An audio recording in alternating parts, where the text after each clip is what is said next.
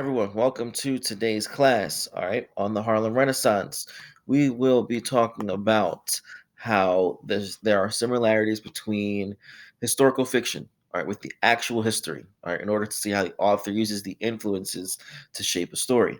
All right, I kind of read that same objective to you last week, I believe, so you should be familiar with it.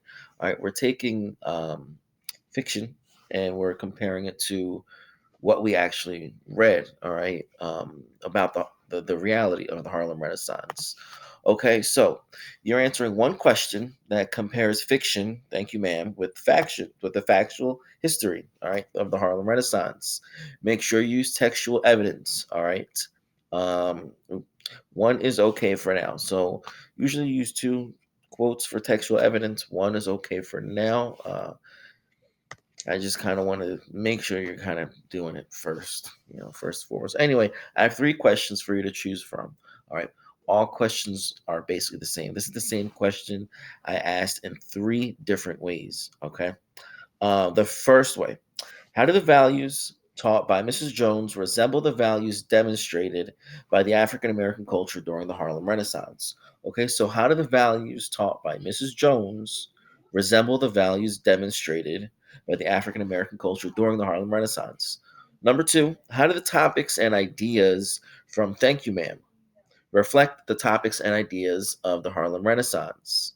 Okay. The third question is: how does learning about the Harlem Renaissance add to your understanding of Thank You Ma'am? I know you can't see it because it's kind of cut off right there, but that's what it says.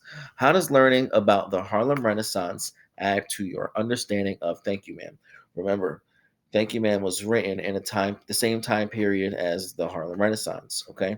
So the question is, well, how do the two relate? How does Thank You Man resemble the Harlem Renaissance? There are common topics. All right, there are common themes in both.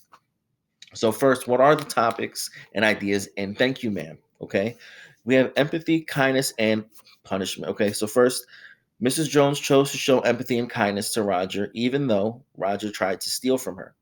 All right. In terms of punishment, some might say that Mrs. Jones didn't punish Roger, but to punish is to teach a lesson. All right. And Mrs. Jones did exactly just that with Roger. She was trying to give this young African American boy a better future. All right. Could this idea of a better future for African American culture be the idea of what we're looking for?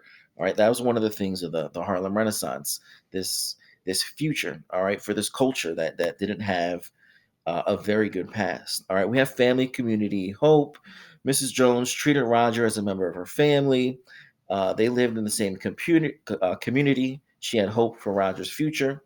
Could it be this idea of community that we're looking for? Is that what relates to the Harlem Renaissance community? All right, hope for the future. All right. What are some common ideas? Choice versus circumstance. I'm not going to read this whole slide. You can read it yourself. I'm sending you the presentation, but this is information you can all think about. All right. The common topics. All right, between Thank You Man and the Harlem Renaissance. All right. That's what you're doing. You're thinking about those things. So empathy, kindness, punishment, family, hope, community, choice, circumstance. Do any of these ideas relate to the Harlem Renaissance? I think they do. All right, I really think they do.